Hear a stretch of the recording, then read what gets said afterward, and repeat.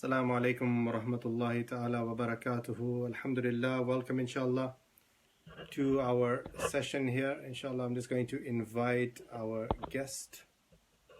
Just bear with us, inshallah.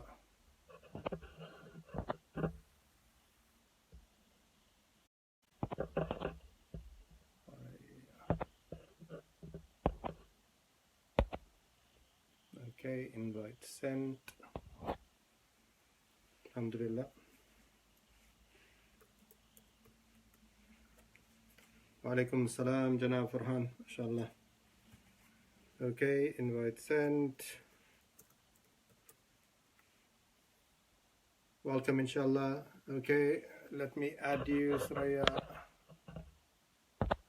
Bringing Suraya onto camera. Assalamu alaikum. Assalamu alaikum. How are you? Good, good. How are you? Sorry to wake you up so early. Well, that's all right. A morning person. Alhamdulillah. Good.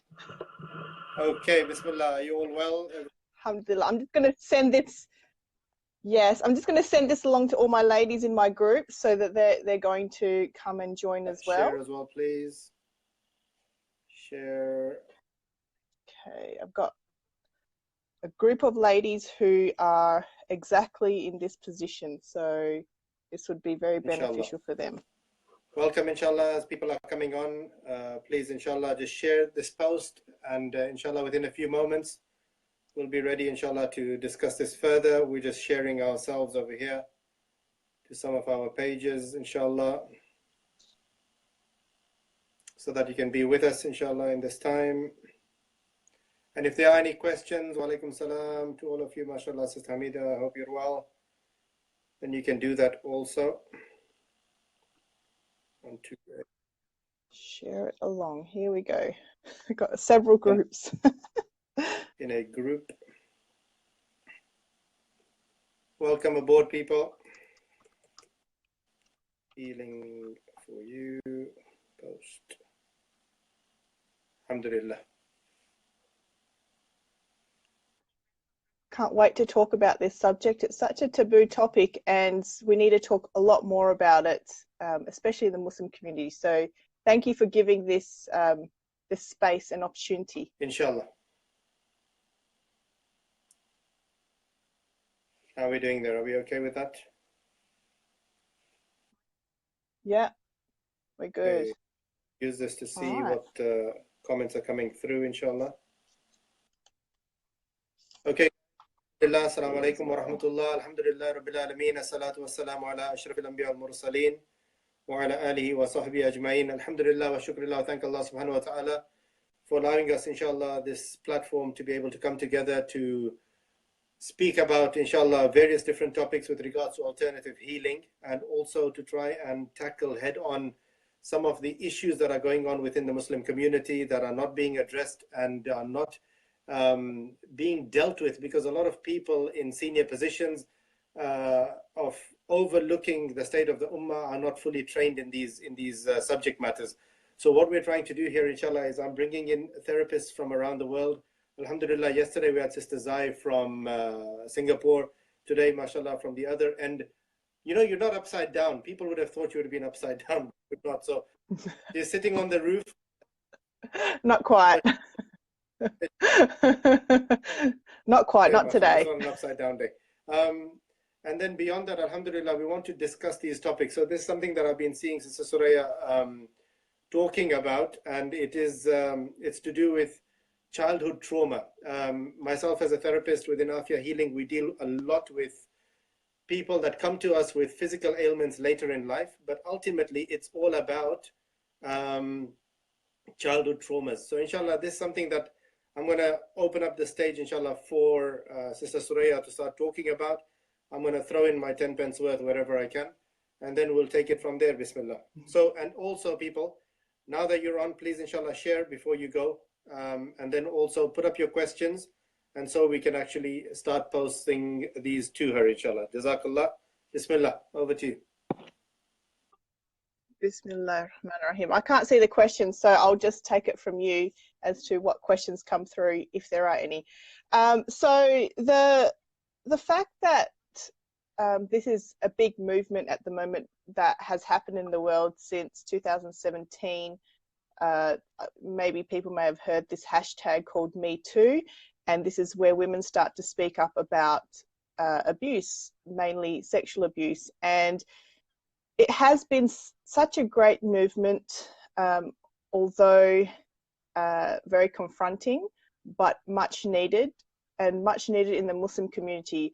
In 2017, we saw some great speakers and leaders in our ummah that have been brought down, unfortunately, by a lot of this stuff. And I don't want to go into it. I'm not into politics. I'm not into any of that. But many of you guys will know what the deal is, and it's a conversation that we need to have, because it happens behind closed doors, and a lot of this happens in childhood as well. And unfortunately, we don't talk about it because we have this understanding that we shouldn't be talking about other people, talking about other people's sins. And this in turn makes the victim feel ashamed, feel guilty, feel embarrassed, and especially those that went through it in childhood. Now, it's really important to understand that when you're a child, you are not responsible for other people's actions. First and foremost, you are a child. Somebody else was older than you, and somebody else took advantage of you. And this happens very often, unfortunately. And I don't want to even imagine what the real statistics are, but they are horrendous. They say it is 1 in 4 in the Western world, as in like in Australia, in the US and UK. But for ethnic communities, for like, there really isn't much statistics in Muslim majority countries, or clear statistics, because of the fact that we don't talk about it enough. And I spoke to a couple of doctors in like the Middle East, and it was quite shocking to hear what they said. And I remember I had a conversation about the statistics, and he said, it's probably more like 1 in 2 and not 1 in 4. And I was like, what? I was shocked, because obviously we don't talk about this. There's no clear statistics. And he says that a lot of women come to him and tell him their issues and their problems. And he said, okay, we can go to the police and we can get this reported. And they refuse, because of the fact of it being a taboo topic, and they don't want to upset people. They don't want to rock the boat, especially in families. So, having this conversation is super important, because women, especially women, lead children and families, and they look after the household. And I don't want to just isolate this to women, because men are also part of this equation as well, that they have been abused. And we don't have enough support for Muslim men who have been abused in childhood either. So I really want to open that up, because even though I work with women, there is also a portion of men that have come to me, and I have had to move them on to another therapist to help them out, because obviously, they'll feel a lot more comfortable with another male, a Muslim man. So, I just want you to know that we women or men, when we become adults and we hold this trauma from childhood that we haven't spoken about, our body holds on to it, our heart holds on to it, and it affects our life every day. Our parenting, our relationships, the way we function. There's a lot of depression, anxiety. There's a lot of mental health issues, because we did not get the help we needed when the trauma happened, or when these flashbacks happened for the first time. So my personal story is that I was abused as a child, sexually abused as a child, and I only had my first flashback when I was 14, as in like all those years between maybe 3 or 4 until I was 14, it was blank. I had no idea that it happened to me. And then one day I woke up and these flashbacks had occurred, and I was like, what is this? Where did this come from? Is this real? And as the time progressed, they became clearer and clearer. I could see, I could hear, I could smell, everything had come back to me when I was 14. And that sent me into a massive downward spiral, because I had not realized what had happened to me, and I didn't know who to talk to. I didn't know how to express myself. I didn't know how to get the help that I needed. And I spent from that age till about 30, where I was in between anxiety and depression. And then I finally got told that I had adjustment disorder, which means that it gets caused by trauma that comes up. And, you know, I was finding it hard having relationships. I was finding it hard parenting. I was getting massive anger issues, and it all came back down to that.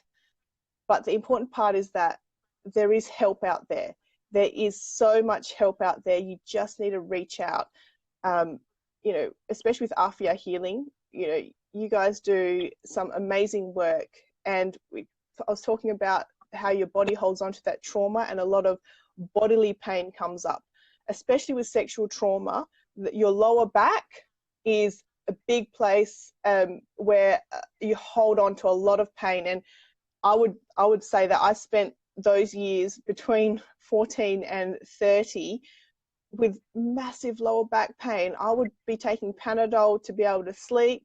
It would be horrible. But ever since I started the whole healing journey, when I gifted myself the ability to heal when I was 30, I was like, you know, that's it. It's time for me to heal. My kids need it. My husband needs it. My life needs it. I was so anxious, so depressed. And once I had a release, just like what you do with your clients, doing a full release, I don't even have back pain anymore. It was that emotional release. My body was holding on to so much trauma that it needed to be released.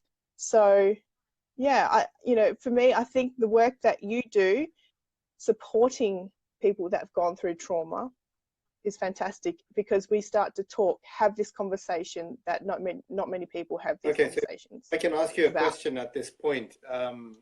What is the definition of abuse? Yeah. Because there's a whole spectrum, isn't there, of abuse? So one is just the physical beating up of the child, which alhamdulillah, I think in the West, children seem to be getting more and more rights whereby we can't hit them, and if there is any signs of them being beaten up, then, you know, the authorities come on the parents quite strongly.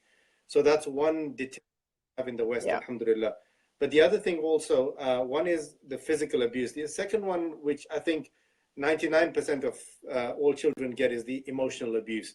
If you do this, then it's going to happen, and you will do this. See what people are going to say. Okay, that's one thing. Then the last one, which you're touching on, is the sexual abuse aspect of it, which we say that, you know, the statistics are low because we choose not to go down that line. So what is the definition of abuse? That's one thing.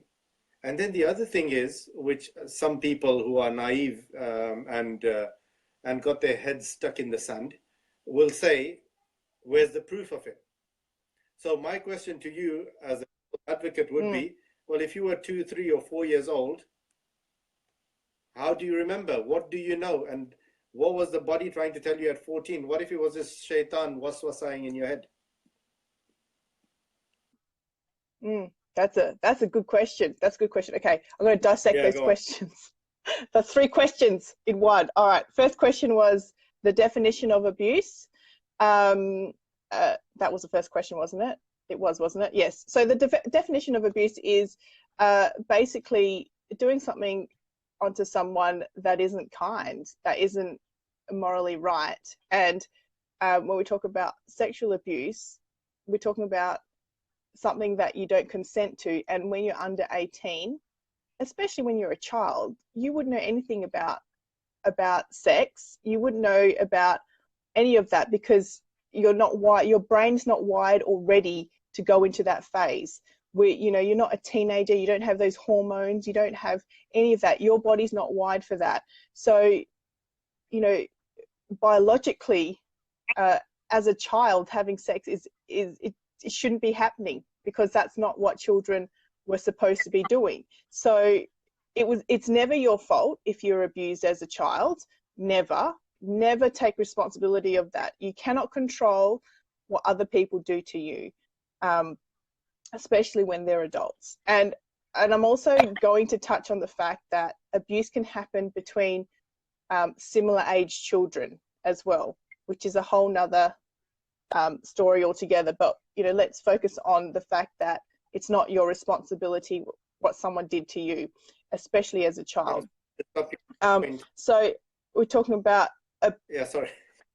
Sorry? I was just going to stop you at that point, because it's an important point.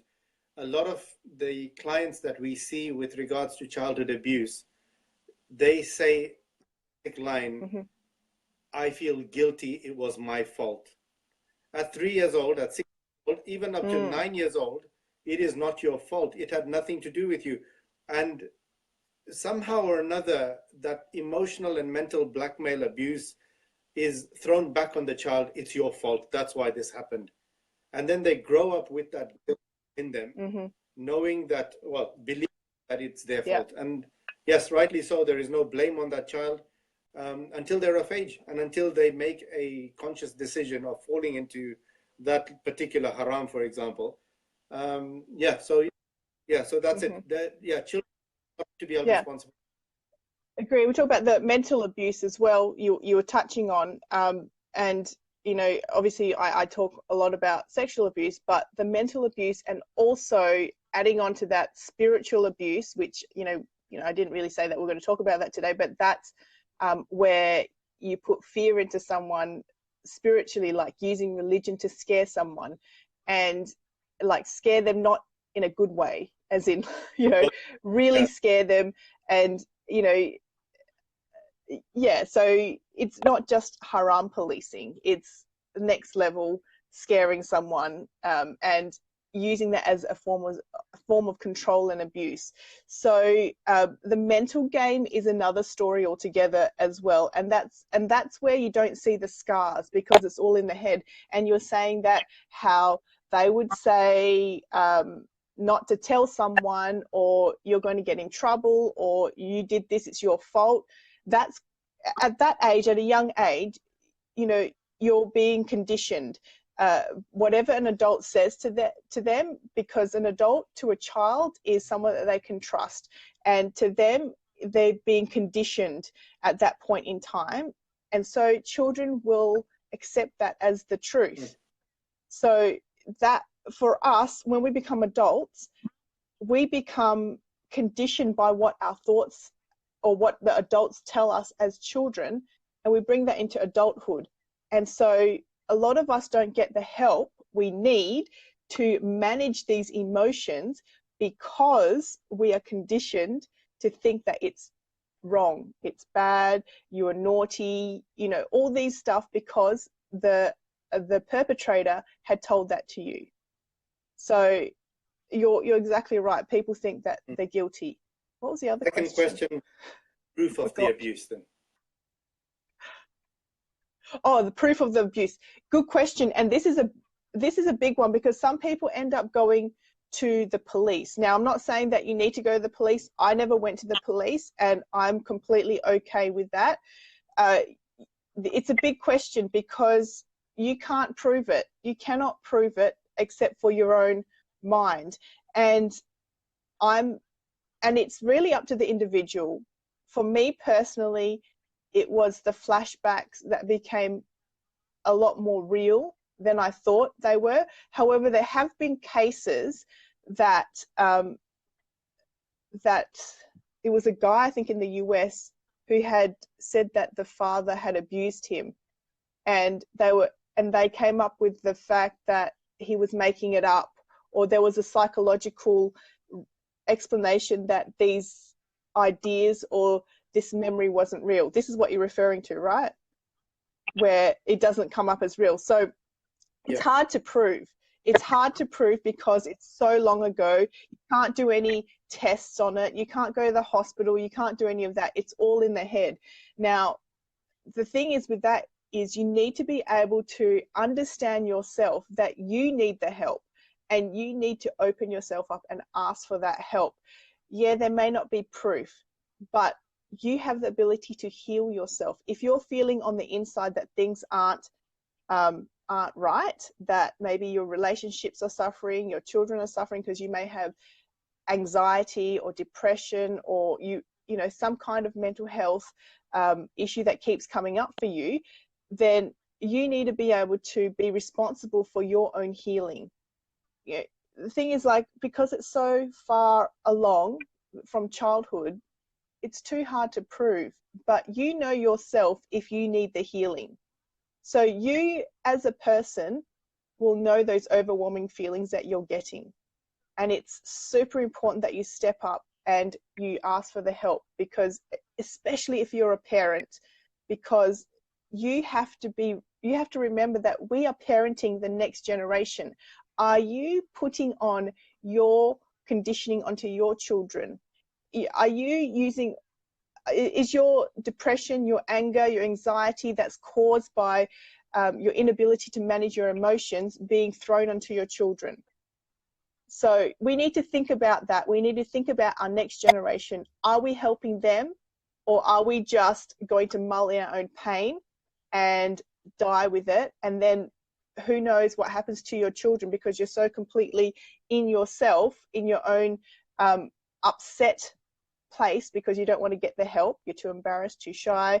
You know, it's your fault. All these kind of limiting beliefs or questioning that you have in your head comes up, but in the meantime, you're throwing out a lot of your negative, toxic behavior to other people, and that is very damaging, especially to young children. And that's what I had to face a couple of years ago when I realized I needed the help, because I had become toxic because I did not know how to manage my own emotions. And it's heartbreaking to realize that you're the toxic person.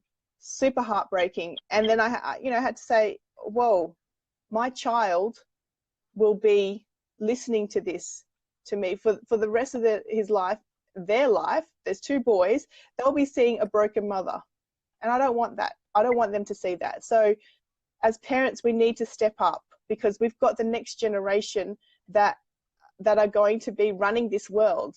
We need to get them to be emotionally resilient. And by doing that, we need to be emotionally resilient and show them how to manage their emotions well by becoming an example. No, absolutely. Okay. And I think there was a last question. What else did I say? I don't know. I can't remember. That went down a tangent, I think. Let me throw some questions at you, please. I had an interesting question come through today, saying that if has been abused early on in life, and then they grow up and they become of age, and now they know what the right and wrong is, and when they've been exposed to the pure deen of Allah, that everything will fall back into place, and then there won't be any space for feeling hurt. And I said, if only it was that easy. Yeah. If only it was that easy. You know, the deen, Islam is a way of life, and we have a lot of wonderful stories from the past that we can follow, and we have wonderful guidelines that we can follow in Islam. And, you know, when it comes to emotional management, it's not about sabar. This is the most common word that comes up when it comes to talking about difficult situations, especially to Muslim leaders who are not trained in the mental health field. And when someone goes to them and says, this has happened to me, and they would come back and say, oh, just, you know, do this, go do these prayers, go and say this dua, read this, and go and sabar. Now, yes, you can do that, but that alone does not help you manage your emotions. That alone will probably calm your heart a little bit, but it will not be a long-term solution. It's about having to actually unpack that stuff that you've been holding on for so long. And there's a whole process to it, as you know, to unpack your past trauma and to be able to move forward from that. So and this is where we actually learn how to manage those emotions. When you go to a trusted leader, you hope that they will give you some kind of help, but unfortunately our leaders don't have that mental health training. I'm not saying all. They've started these mental health trainings here in Australia for our imams and stuff, which is beautiful, because we have a whole university research project at the moment, a doctorate going on here in Australia, who are training imams about abuse and domestic abuse, and training them about speaking to the men about this kind of stuff, so that they can break the cycle. So they're going straight to the source of where the pain is coming from. So we're talking about domestic abuse, and unfortunately when they speak to these men, and you hear them and their stories, a lot of it goes back to their past and their own pains that they haven't dealt with. And a lot of them have actually been abused, and I'm not just saying physically abused, sexually abused as well, the men. And it's such a taboo topic for men. They do not talk about it. Isn't it? This is what it's back down to, that it's so overwhelming that it's a taboo within the taboo. So it happens, but it's okay for it to happen to women, but or girls, should I say, but not to little boys. And unfortunately, the perpetrators of most of these actions are people repeating onto them others what had happened to themselves. And this is, and so again, it's this education. And I think a lot of the times this aspect of discussion isn't brought to the table, and it isn't something that should be spoken about. But I think more and more in the West, as the society is opening up and the web is opening up, and more people are sort of getting closer together, we are able to see that, hold on, I share this with you, you're sharing it with another 10,000 people in your locality. Forget the world. But before, there wasn't that thing that it's only you that's happened to, so you can't talk about it and then we'll be ashamed. But subhanAllah, if we were to go down just the streets, who else is going to say that? I mean, I'd like to know from our people that are watching us, if they know someone that has been abused as a child, can they just put yes in the comments? And let's just see if you know someone, okay, in family or close by, within your friend circle, family circle, that has been abused. Just give us a yes, and let's just have a look and see how bad the situation really is. It's huge. It is massive, because when I go and speak to a group of people, there is bound to be a couple of them who have been abused or know someone who have been abused. Look at that. Yes, yes, yes. Lots of yeses. I can see them come up. It's amazing, because it's a lot more prevalent than we actually think, because we just don't talk about it. It is just under the carpet all the time. So we need to be able to open this up and talk about it, and let it be something that we untaboo.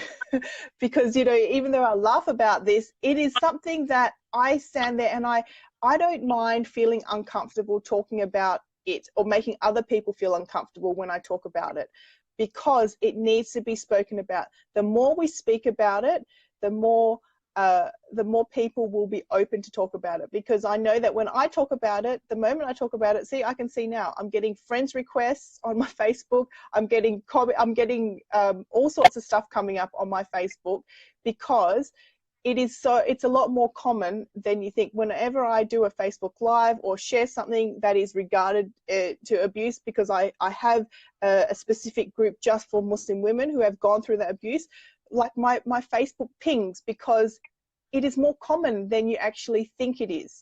It is a lot more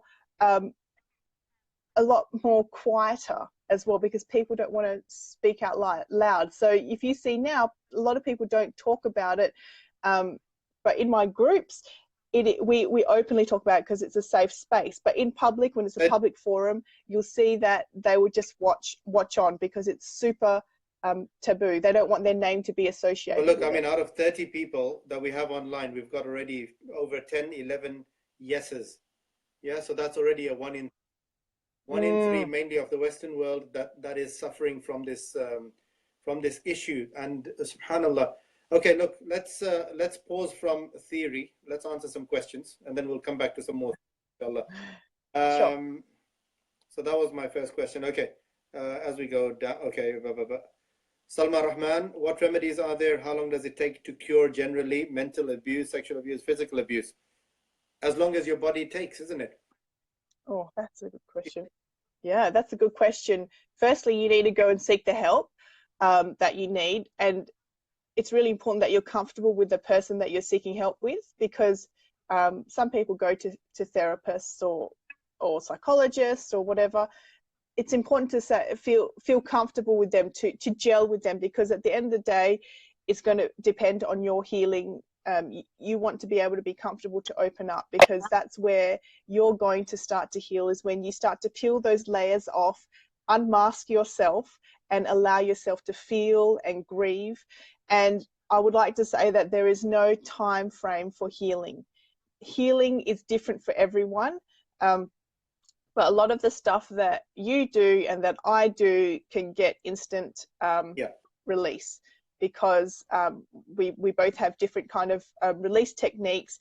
And a release doesn't necessarily mean that you're cured. It just means that you're releasing that pent up emotions that you've been holding on for all those years. And remember, our bodies have a flow. We eat, we poop, we drink, we have to, if we have negative emotions, we need to let them out.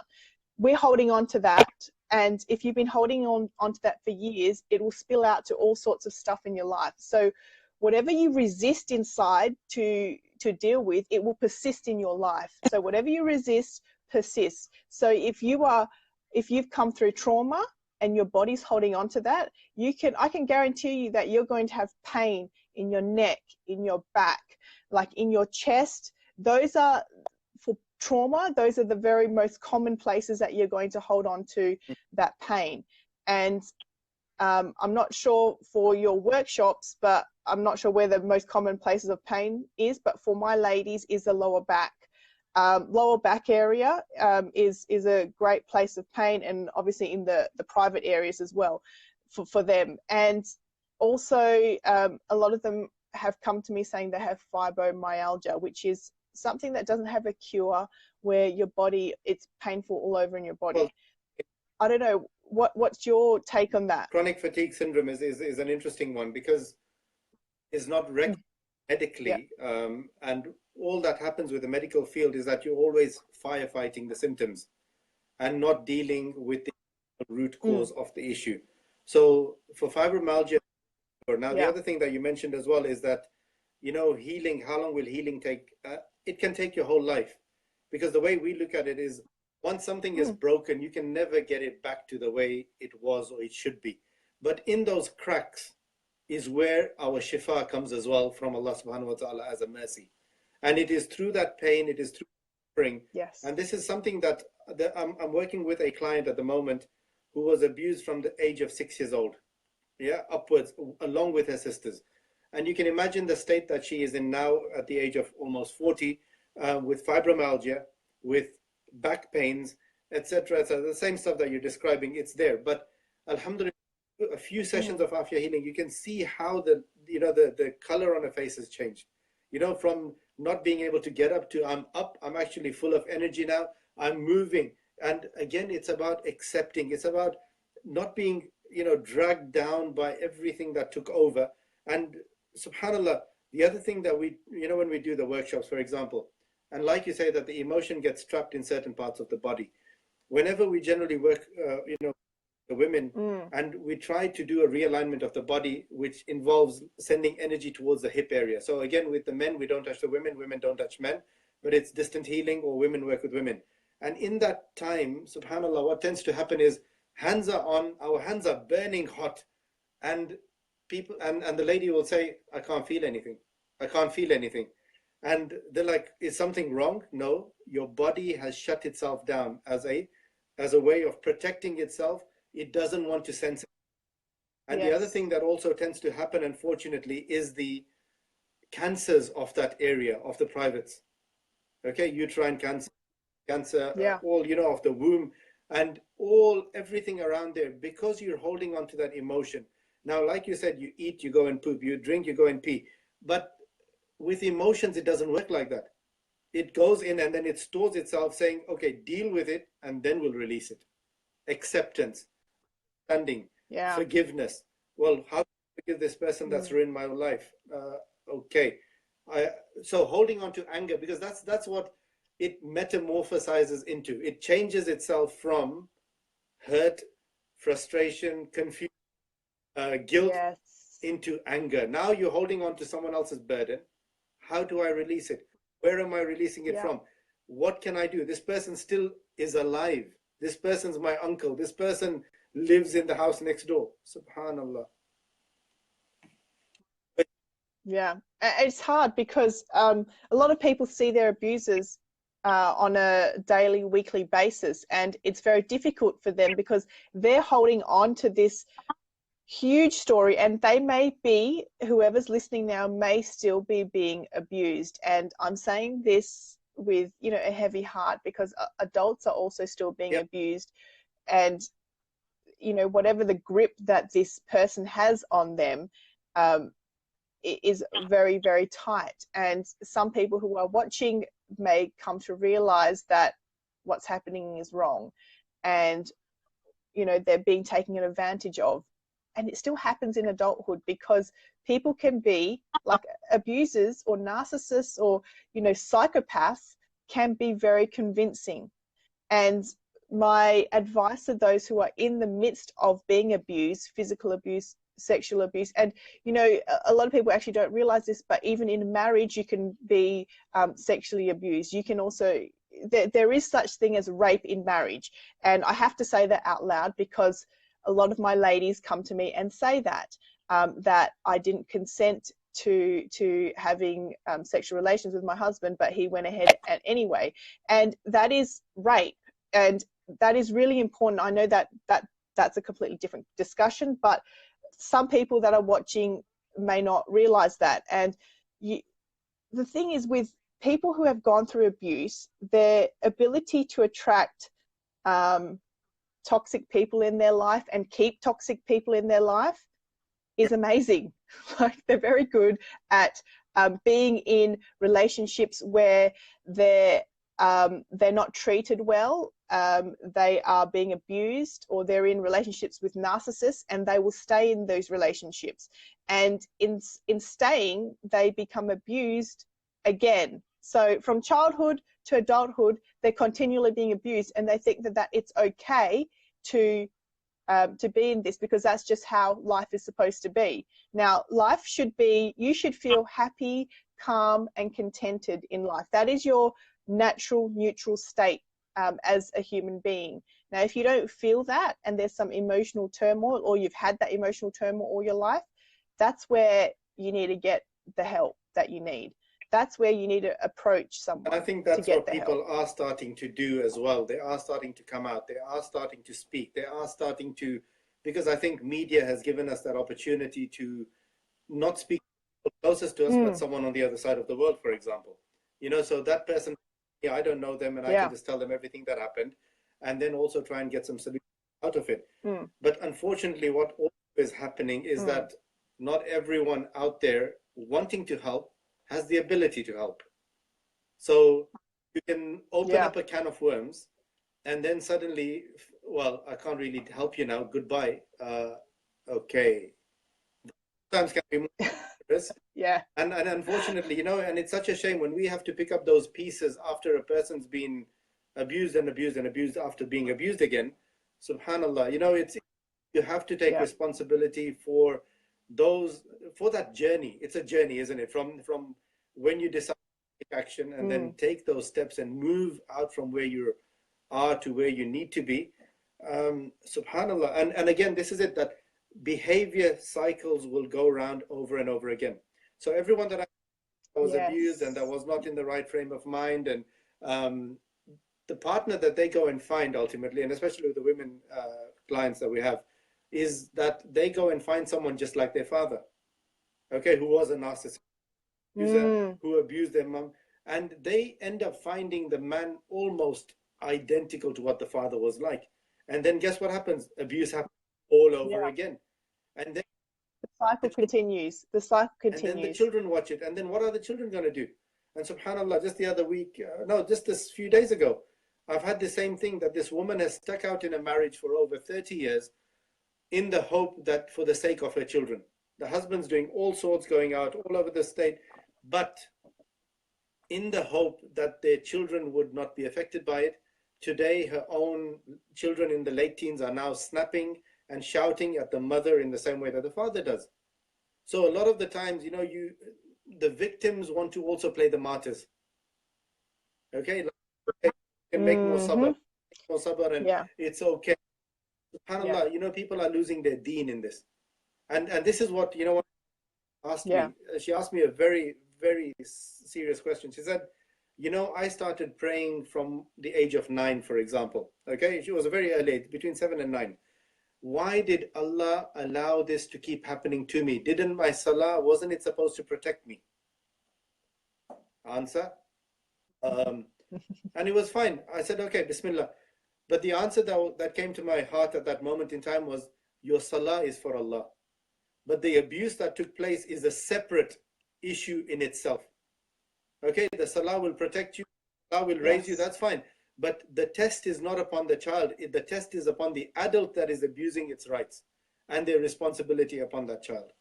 And so this person now will be raised knowing that they had to go through that difficulty. And that is where, subhanAllah, that comes in. Because part of sabr is not to not say anything, not to just, you know, sweep it all up under the carpet. Part of sabr is actually to take the correct action as well. And that if you know that, I love this thing that, you know, if you don't like where you are, move, because you're not a tree. Okay? So, exactly. Especially in this day and age, you know, we're becoming so independent that we no longer have to live in a shared family, our home, and we don't have to be doing things for other people. And this is one of those things that I keep telling my clients as well, is that who's paying your bills? Are they dropping your kids off to school? Are they picking them up? No one's doing anything for anyone. Why should we have an expectation? And if the abuse is going on, subhanAllah, pick yourself up and just shift yourself. Make a little bit of noise, enough for you know, abuser or the perpetrator knows that, okay, we can't keep playing that same game anymore. You know, there is going to be a reaction. People are going to find me out. You know, and take that, inshallah, that way you won't be stuck in that same scenario. Okay. Make some noise. And I love the fact that you said make some noise, as in, like, you know, they're going to say stuff to tell you to be quiet, and that's just typical abuse mentality, that they will try and keep you quiet. But you know on the inside that something's not right. Your job as a human being, as a Muslim, is to not just sabr. You need to be able to do something, make the effort to heal. We are not rocks. You know, we're living human beings. Our job is to be of service to the ummah. Our job as humans are to be of service to the ummah. How are we supposed to service the ummah when we can't even service ourselves? When we can't even look after our emotional needs? You know, how can we help other people fill their cups when we can't even fill our own cup? It doesn't make sense.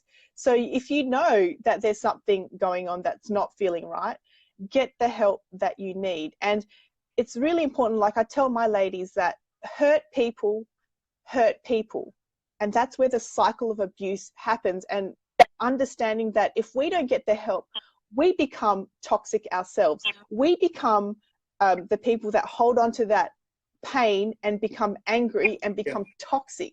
We become that narcissist because we don't know how to manage our own emotions. And it's so painful to actually admit that to ourselves. And when I came to that realization a few years ago, it hurt like hell. It was like a stab in the heart, like, whoa, I've now become the toxic person. I was blaming other people because of my own emotional well-being or unwell-being. So I was blaming everybody else. So I was playing the victim. I was saying, it's not my fault, it's everybody else's fault, the world owes me something. You know what? The world owes you nothing. You need to take responsibility of your own self, because you go to the toilet yourself, you put your own clothes on yourself. Same with your emotions. Get yourself in check and help yourself, because nobody can hear what's going on in your head. It's only you. So you need to be able to make that step, make that call, make that connection. If you don't do that, nobody's going to know what's going on in their head. They don't know how to help you. So you need to speak up and get that help. Don't continue the cycle. Break the cycle. Don't become a hurt person hurting other people. Like I was hurting my own family and my own children with my own victim mentality and my own hurt. So answer this question from Sister Emma, who is saying that I had a bad childhood, always getting neglected by my mother, and now I'm doing the same. Children, how can I break that cycle? Sorry, I missed the last part of that about the children. What was that again? You know, the abuse that you've grown up with, and now you're repeating it on children. Yes. If it's just physical and emotional. On your children, how do you break that cycle? Get the help for yourself first. So that's how you break the cycle. We understand that that childhood has dragged itself with us, and then we cut the cords. We cut those emotional cords to that memory, and then reprogram the brain, positive affirmations, and change your mindset towards life. Yes.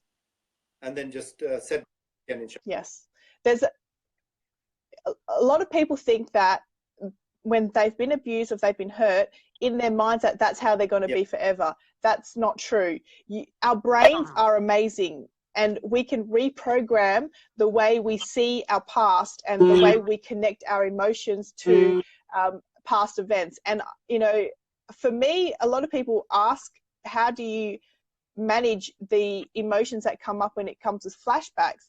And I say, I don't anymore, because there's no there is no emotion to a neutral event. So I call it a neutral event now, because just like World War One, I don't know anybody that's been in World War One, nor have I been in World War One, but it was very traumatic for a lot of people. But for me, it's a neutral event because I have no emotional connection to it. And that's what's happened with me and my abuse, where I have cut the emotional cords. Yes, it's happened. It's become a neutral event in my mind, but I do not get emotionally attached to it. The emotions have been removed, and that's how I can move forward.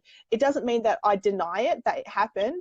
It did happen, but it's only like a glimpse in my timeline. It doesn't define me. It doesn't say that I'm going to be broken forever. So yeah, if you're feeling that you are becoming the toxic person or the toxic parent, then that's a sign that you need to start to step out. And this is it. Help. And even, you know what, I'm sure, you know, as well as victims that are on this call, I'm sure there's abusers on this call as well. Okay, it's both sides of the coin. So again, there's a lot of reflection that needs to happen, because the other thing that a sister has mentioned over here, Sister Yumna, saying that, then you are called evil, negative, and amongst one of the women of Jahannam. And this is the emotional and spiritual blackmail that's thrown upon victims. And in that case, you know, you have to flip that for yourself and say that, you know, I've got. And this is what I tell my clients. Can you stand in front of Allah subhanahu wa ta'ala and just say to him that I had nothing to do with this? Okay, that's a clear sheet. And as soon as you've got that clear sheet, everything falls back on that other person. So if they are saying that you are a person of Jahannam, and you say, well, I did nothing wrong, well, okay, then you are for accusing me of being a person of Jahannam. The point isn't to try and throw people in here. No, the point is release yourself from the Jahannam you've created for yourself in this dunya. Yes, exactly. You're carrying this burden that you do not need to carry. Like your back pain or your heaviness on your shoulders is because you're carrying stuff that you don't need to carry. You know, when I do release with some of my ladies, they're like, whoa, I feel so light. My shoulders are much lighter. And that's because they've released that responsibility of whatever had happened and say, yes, it happened, but it's not my responsibility. It's not my fault. I didn't do it. And the lightness of that to be able to move on is deeper than you can imagine, because that had been stopping them from moving forward in so many aspects in their life. So we're carrying all this burden for no reason. Two important things that are coming up here now is, one is, it's not my fault. Number one, guys, just for me as it's coming to me. One is, it's not my fault. And two, I can set myself free. And three, I don't have the person's burden. Okay, 3 things, inshallah. Just type that up for us, please. What was the first one? It's not my fault. Yeah. Not my fault. Set me free. No, what was the other one? And the third. It's not my burden. I don't know. I can't remember. Burden. Yeah. Yes. Someone write it down, yes. inshallah. Yeah. Yeah. So you can see our memories are like 5 seconds. So make sure you write it down. I always tell my classes as well, don't ask me to repeat anything, because once it's come out, that's it. It's gone. It's gone. It's gone. Yeah. I totally agree, because women who are walking around and wondering what the world has to owe them, as in like it's everybody else's fault, it is the abuser's fault, but I'd like to just turn that around and put it onto them as to what they're doing to help themselves, because it could be someone that done something to them, but nobody, like I said, can see what's going on in here. So our responsibility as a Muslim is to get the help we need when we see that there is a problem. And this goes to the same to if you see someone else that's going through a similar situation, is to actually help them get the help that they need. So when you're strong enough to help yourself, you can also help others. Our job, like I said, as Muslims, is to help the ummah, is to do our best for the ummah. This is it. Allah subhanahu wa ta'ala said that, I'm going to put my khalifas I'm going to put my representatives on the earth. So you as a representative, you're not going to become Allah, are you? You're just going to do the work of Allah, the work of the Prophets, alayhi salam, and to guide, just to be a flag bearer, just a signposter. So that when the race on there, someone is standing there, run that way and do this and do that. And that's all our role is, because you've been through that journey, you can tell another person, you know what, I went through that and I came out alive. I came out and I'm in a better position now. And I did it this way. Why don't you try also? And all our exactly. Our job is to help others. Yeah, absolutely. Exactly. 47 years now. Is there any questions? I saw a brother say that I've been abused and I need help, and I would probably put a comment and reply to the comment later, is to contact you, because I know, it'd be good to, brothers will work better with brothers. I'm just waiting for him when he's ready, inshallah, to sign up, inshallah. Then awesome. Okay, sometimes anger moves from being directed towards the abuser. After some time, your anger can turn towards those responsible adults who did not.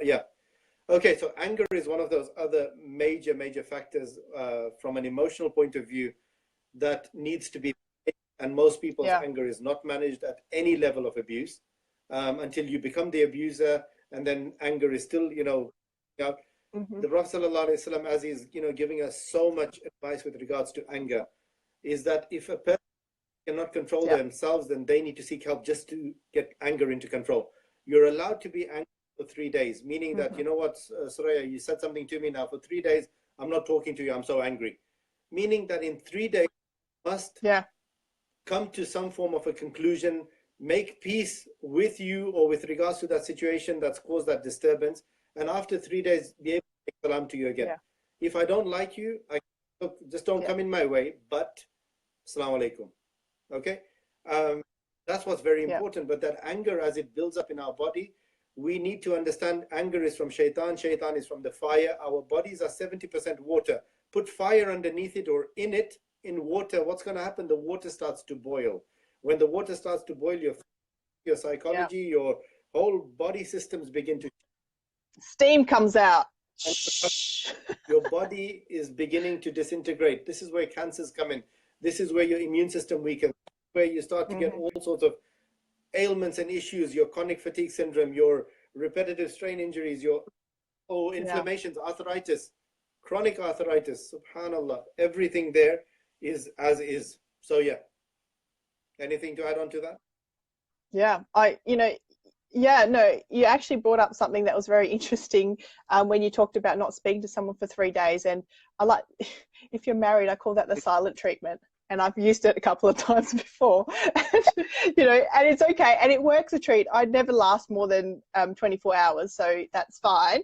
But I haven't, that was before I was actually in the, in this place of understanding how to manage my emotions. Before that, I would just be like a massive, a hot pot ready to explode all the time.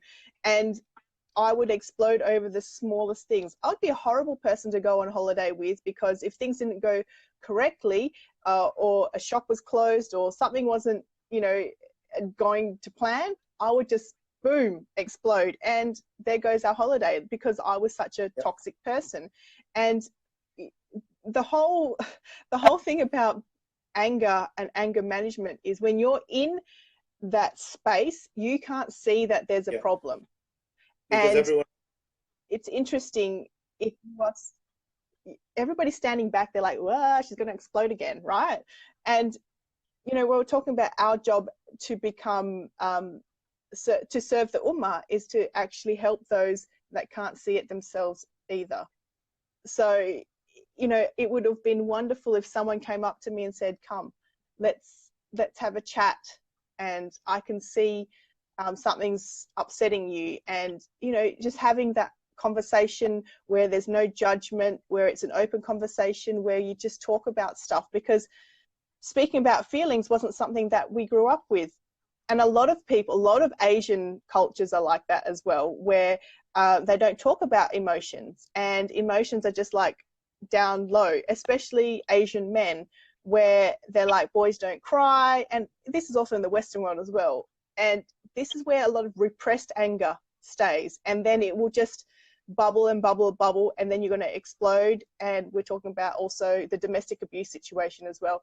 And domestic abuse can go both ways, by the way. Females can do it to males as well, so I'm not going to rule that out either. It goes both ways, but the statistics are more for men, because we tell men not to show their feelings. Men don't cry, men don't show their emotion, right? Their job is to bring money in for the family so the family can survive. So we need to understand that men are allowed to have those emotions, and anger is part of those emotions. But when we have anger, that's when shaitan comes in, and that's when ego comes in.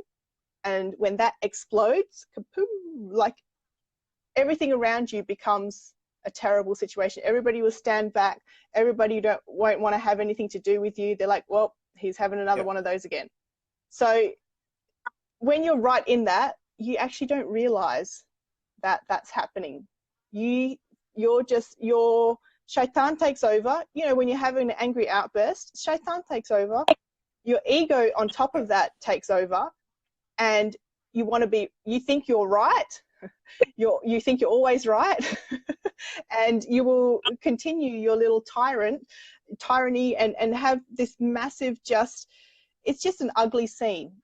And that's where arguments happen, disagreements happen, and where friends don't become friends anymore, because we don't know how to manage our emotions and have a proper conversation and speak about what hurt us. Sorry, that's one of the base emotions that we need to work on, is to try and bring anger into our control. Because once anger is controlled, everything else will start to dissolve underneath it. So whether it's childhood abuse, sexual abuse, childhood trauma, through emotions, through physical, all of these will be, inshallah, become much easier to resolve. Now, I think, time picking on. One of the things that a question came up is that, okay, we've spoken about it, that it's happened to people and it's happening to people. How is it that we can educate our children to wisen up to this? Great question. Because I do teach my ladies about how to talk to your children about sex from a young age, because that's such a, like I said, another taboo topic that we don't talk about in the Muslim world. But sex happens, like we all have babies. It's not like sex doesn't happen. And to have that education, it's not about the actual act of sex, but it's about awareness of body. And we need to have that conversation on how we talk to children about our bodies, and how we talk to them about the act of sex, and understanding what private parts are, understanding what, you know, generally whatever's covered by swimsuits are private parts. That's the easiest way to explain it. But it should start from birth, and calling private parts by the actual names, like penis and vagina. Like, we have to be able to say that. And a lot of people call it by funny, cute names and stuff.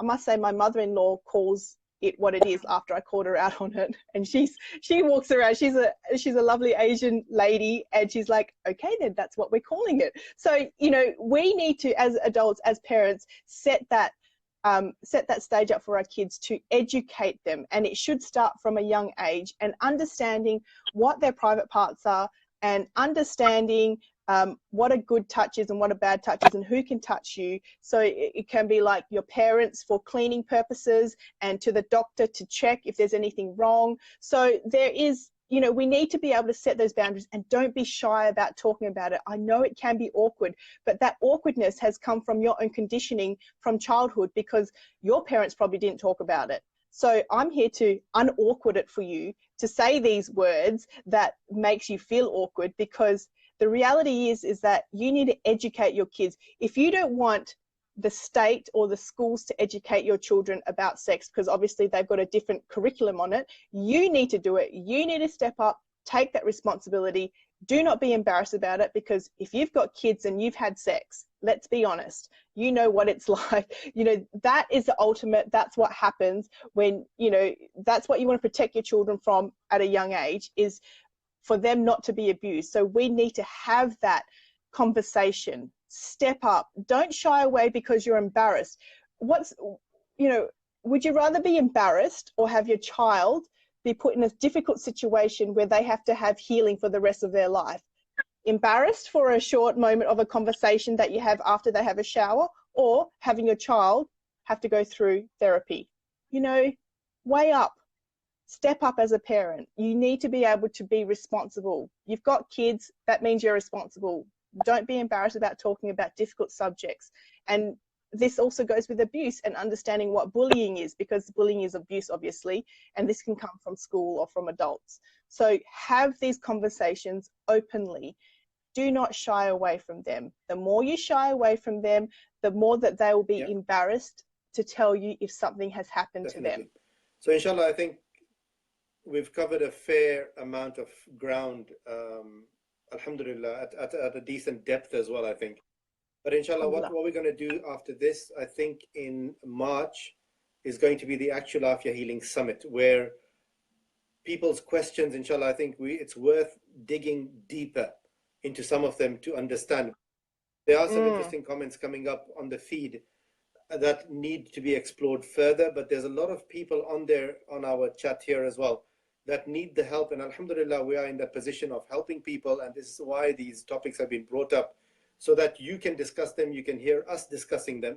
And it's something that we can help you with, alhamdulillah, by Allah's help. And it's something that is not going, you know, it's not shameful. It's happened. Now, rather than, you know, crying over the spilt milk, let's just go and deal with the solution. Let's try and build this up, fix this, put it back into its place. So inshallah, there's still going to be quite a few more speakers that will come and speak about their field of expertise around mental health and healing.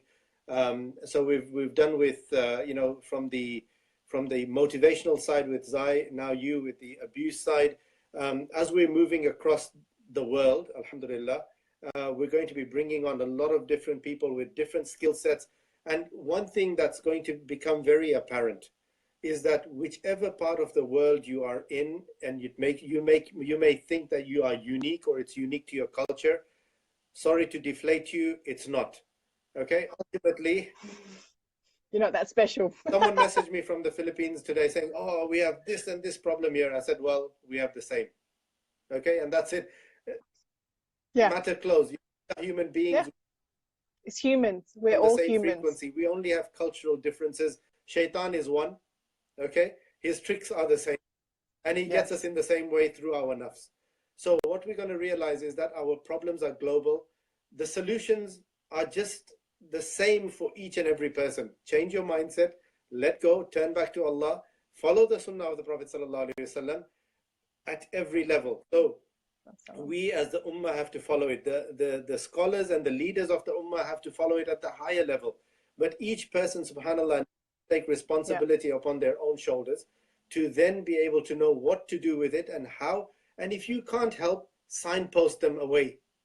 Okay, now this is where the problem is with a lot of spiritual mentors or ulama. You know, people will go to them and a lot of them will say, make sabr. Okay, I did it 20 years. Now what can I do? It's destroying my life, destroying my family.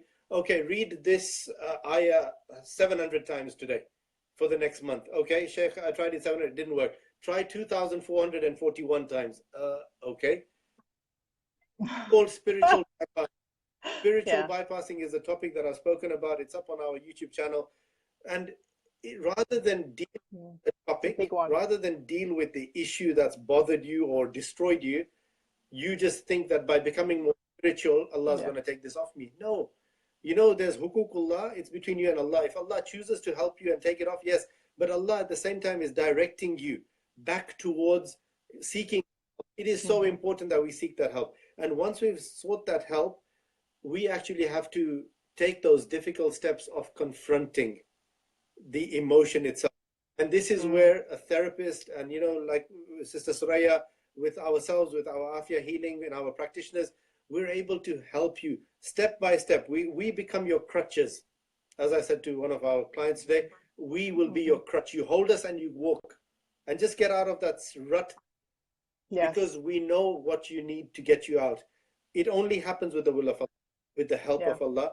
Allah answered your prayer by sending us who are nothing.